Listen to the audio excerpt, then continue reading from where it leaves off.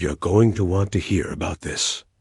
On a crisp autumn morning in 1922, the small town of Hinterkaifeck, Germany, would become the scene of one of history's most chilling and perplexing murders.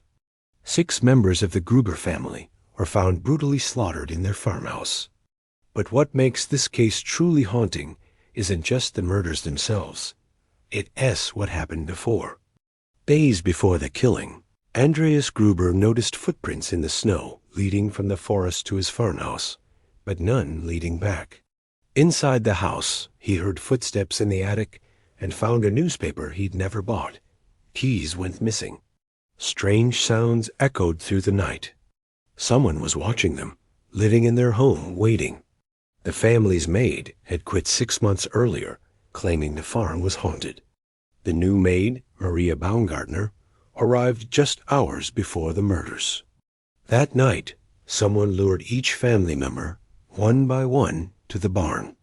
Each was killed with a mattock, a tool similar to a pickaxe. Even the youngest victim, 7-year-old Cecilia, wasn't spared.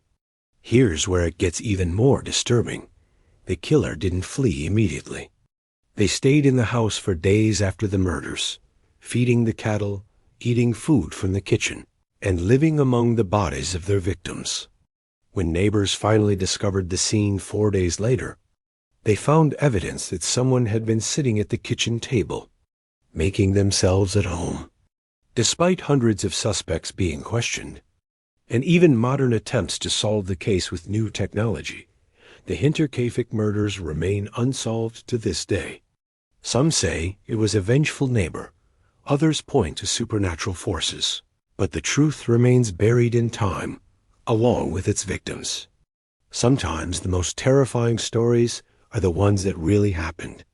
If you want more chilling true crime stories like this, hit like, comment, and subscribe for more.